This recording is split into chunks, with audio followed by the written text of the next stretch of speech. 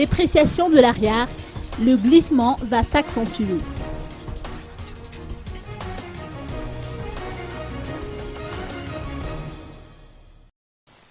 Sur le marché interbancaire de devises, l'euro s'est changé à 3139,2 arrières et le dollar à 2301,79 arrières aujourd'hui. La dépréciation a commencé il y a quelques mois déjà et Serge Zafmaouf, observateur de la vie nationale, a déjà annoncé à l'époque que le glissement allait s'accentuer. Notre interlocuteur n'a pas manqué de toucher un mot sur la mission d'exploration effectuée actuellement par le Fonds monétaire international dans nos murs. Effectivement, au mois d'octobre, j'ai déjà annoncé qu'il va y avoir une dépréciation de la monnaie. À cette époque-là, il faut bien situer les choses.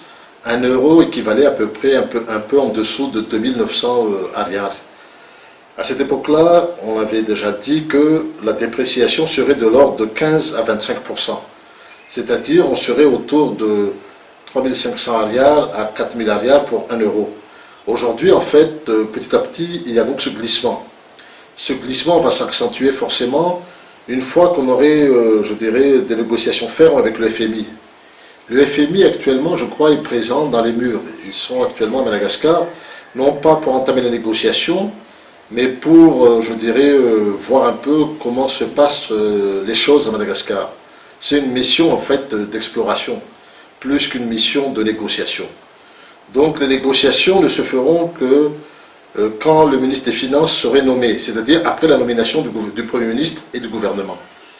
Donc, mais il est clair que la dépréciation va être confirmée à ce moment-là. Donc il va y avoir en fait, cela s'explique par en fait une forte circulation monétaire sur le marché malgache, du fait en fait des billets qu'on n'a pas brûlés, ou bien encore des ventes de bois de rose, des choses illégales. Tout ça en fait crée en fait de compte une inflation au niveau de la masse monétaire. Donc la dépréciation serait incontournable, en tout cas suivant la méthode de FMI.